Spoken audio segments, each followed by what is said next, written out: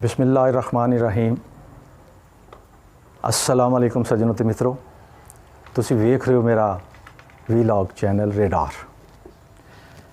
सज्जनों ते मित्रों, जिस तरह हर अपने वीलॉग दे विच मैं बड़ियां अहम गल्लां और उहदे अंदर विचलियां गल्लां तुहाडे नाल शेयर करना, और तुसी तुहाडा जिहड़ा फीडबैक आ रहा वो भी बड़ा उसदा बड़ा खुश और मुतमिन हाँ, लेकिन उसदे नाल नाल तुसी तनकीदी जायज़ा भी दिया करो कि इस प्रोग्राम के हवाले नाल जरा मैं तुहानू वीलॉग तुहाडे सामने रखना वा। सज्जनों तो मित्रों, अज एक होर अहम गल तुहाडे नाल करन जा रहा। पाकिस्तान की तारीख दे विच बहुत सारे ऐसे मामलात आए जिहदे लॉन्ग मार्च होया, धरने होए, एहतजाजी तहरीकां होईयां, खूनी मामलात होए, जुल्फकार अली भट्टों तो पहले भी तो बाद चों भी तो हुण तक बहुत सारे ऐसे मामलात लोगों ने देखे, दुनिया ने देखे और पाकिस्तान ने देखे।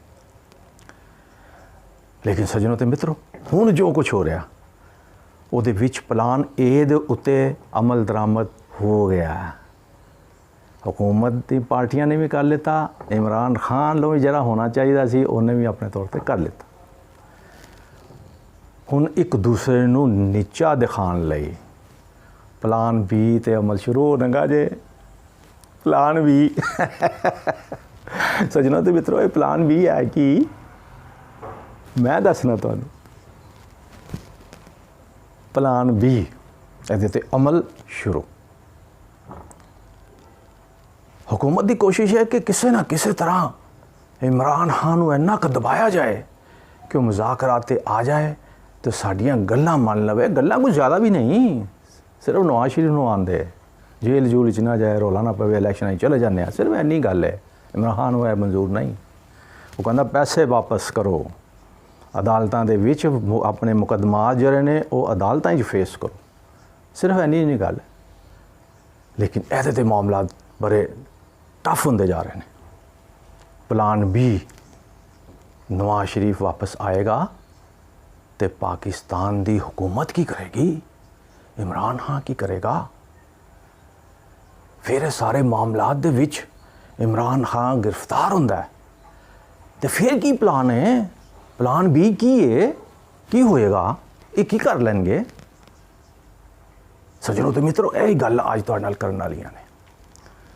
लेकिन एक गल मैं तुहानू दसदा जावां, ये प्लान बी दे नाल नाल हुकूमत दे हत्थ शहबाज गिल दा सैटेलाइट फोन हत्थे चढ़ गया जे। सज्जनों ते मित्रों, राती रिसर्च ऑपरेशन होया पार्लीमेंट लाजर च, शहबाज गिल भी नाल सी और हुकूमत दे दो तीन ਜਿਹੜੇ चैनल ने बड़े करीबी उन्होंने रिपोर्टर भी नाल सन। रिसर्च ऑपरेशन के दौरान एक सैटेलाइट फोन, एक पिस्टल, कुछ करेंसी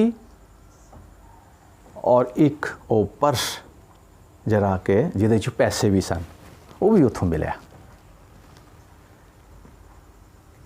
तफ्तीशी अदारियां दा यह ख्याल है, वो खुश ने कि सैटेलाइट फोन जरा मिले, पिस्तौल जरा मिले, उहदे हवाले नाल एक नवा मुकदमा बन जाएगा।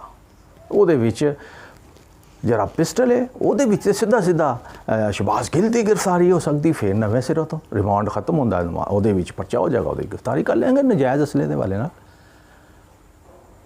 और सैटेलाइट फोन किन्नों कालां आईयां, किन्ने किन्ने रिसीव कीतियां, कित्थे कित्थे होईयां नहीं होईयां, बना लितियां जानियां, जो भी किस तरह होंदा है। पर यह खतरनाक गल जे, ये बी प्लान है ही है कि शहबाज गिल मार खा बैठा, बरहना हो चुकिया, हर चीज़ हो चुकी, लेकिन जरी उन्हें कल अदालत दे विच बयान दे दिता कि हुण तक मैं इमरान खान और तहरीक इंसाफ के खिलाफ कोई तहरीर ना लिख के दिती है, ना मैं बयान दिता है। मौजूदा अदालत रुकिया और साथ यह भी कह दिता कि अगर मेरा हुण कोई बयान आ जाता है तो वो समझ लेना कि वह तशद्दुद की वजह नाल मेरे को लिता गया, ज़बरदस्ती लिता गया, मैं खुशी नाल नहीं दिता। इसलिए यह केस से सज्जनों ते मित्रों टाई फिश हो गया जे। ਹੁਣ अदालत और तफ्तीशी इदारे जो मर्जी ਉਹਦੇ ਕੋਲ लिखा लैन, जिस तरह मर्जी कर लैन, इमरान खान ਨੂੰ ਤਾਂ नहीं फसा सकते। लेकिन प्लान बी सैटेलाइट फोन ਤੇ पिस्टल।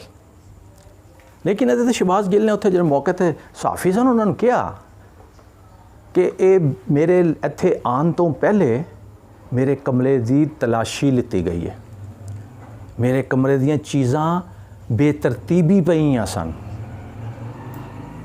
ਮਸਲਨ ਜਿੱਥੇ ਜੋ ਚੀਜ਼ ਮੈਂ ਰੱਖੀ ਸੀ ਉੱਥੇ ਨਹੀਂ ਸੀ ਪਈ ਹੋਈ। ਬਹੁਤ ਸਾਰੀਆਂ ਚੀਜ਼ਾਂ ਦਾ ਉਹਨੇ ਦੱਸਿਆ। ਔਰ ਸਭ ਤੋਂ ਅਹਿਮ ਗੱਲ ਸੱਜਣੋ ਤੇ ਮਿੱਤਰੋ, ਸਭ ਤੋਂ ਅਹਿਮ ਗੱਲ ਸੁਣਨ ਵਾਲੀ ਗੱਲ ਜੇ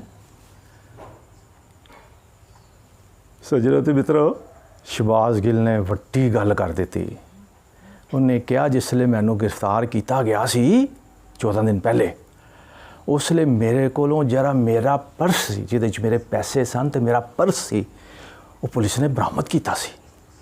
ਸੱਜਣੋ ਮਿੱਤਰੋ, ਤੁਹਾਨੂੰ ਵੀ ਯਾਦ ਹੈ ਨਾ ਉਹ ਪਰਸ ਜਿਹੜਾ ਪੁਲਿਸ ਨੇ ਬਰਾਮਦ ਕੀਤਾ ਸੀ ਉਸਲੇ ਉਹ ਪਾਰਲੀਮੈਂਟ ਲਾਰਜਰ ਦੇ ਕਮਰੇ 'ਚੋਂ ਕਿਸ ਤਰ੍ਹਾਂ ਨਿਕਲ ਆਇਆ। मशकूक हो गया ना जी फिर मामला। अगर बरामद की थी चीज़ उत्थे बरामद हो सकती है तो फिर तो कुछ भी रखा जा सकता है ना जी, कुछ भी बनाया जा सकता। लेकिन यह मामला कानूनी ने कौन की करता की नहीं करता। असी जी गल अज सज्जनों मित्रों तुहाडे सामने करना चाह रहे हैं, यह करना चाह रहे हैं कि प्लान बी दोनों तरफों की बनया। कल बड़ियां अहम मीटिंगां इमरान खान दे नाल दो साबक वज़रा आला दियां होईयां, परवेज़ लाई ते खैबर पख्तूनख्वा दे महमूद अहमद खान होरां दे नाल एक मीटिंग वज़ीर दाखला पंजाब हाशिम डोगर दे नाल अलग तो ही। तिन्ने अहम मीटिंगां वज़रा आला दे नाल मीटिंग दे विच यह तय हो गया, अगर इमरान खान नूं गिरफ्तार किया जाता है तो इस्लामाबाद का फौरी मुहासरा कर लिया जाएगा। मुहासरा करन लई खसूसी टास्क ए दोवें वज़ीर आला नूं दे दिते गए ने। परवेज़ लाई नूं हिदायत की गई है कि अटक पुल दे उत्ते खैबर पख्तूनख्वा आने वालियां नूं सहूलतकारी दी जाए और इस्लामाबाद दे चारों अतराफ विच इस्लामाबाद का मुहासरा कर लिया जाए। कोई आए बाहर ना कोई जाए, कुछ भी नहीं होएगा।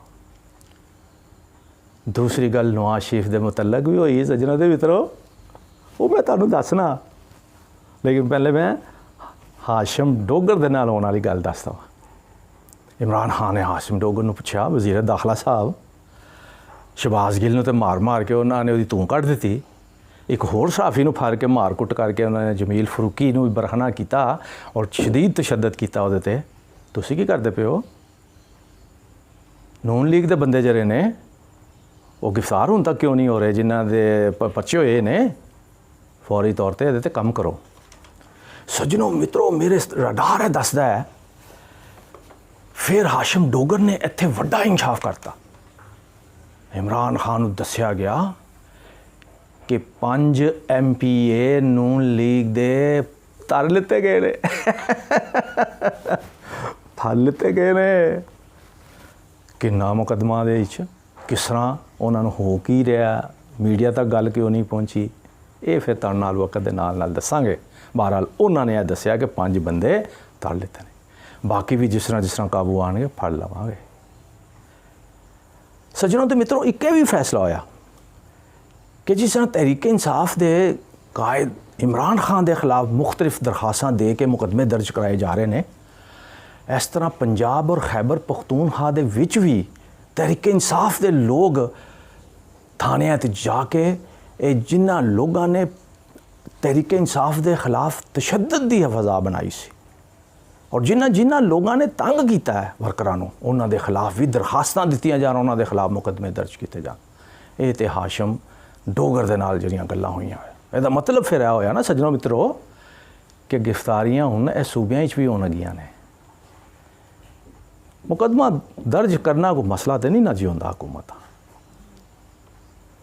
लेकिन अहम गल जी मैं तुहाडे नाल करना चाह रहा सज्जनों ते मित्रों, वो है वे कि अज कल वज़ीर आला दोवें वज़ीर आला ते इमरान खान के दरम्यान फैसला हुआ है कि इस्लामाबाद का मुहासरा करना है, लेकिन किदों करना है सजनों के मित्रों, ये मैं अजे तक नहीं दसिया, ये हुण दसना गा, जरा सुनो, कान खोल के सुनो। मुहासरा उसले होएगा जिसले नवाज शरीफ वतन वापस आने की तारीख अनाउंस करेगा तो वो वापस आएगा। सुनिया जा रहा है कि नवाज शरीफ नूं टफ टाइम देना है कि तू पाकिस्तान की हदूद च कदम तो रख, तैनूं दसांगे कि पाकिस्तानी तेरे बारे च राय की रखते हैं।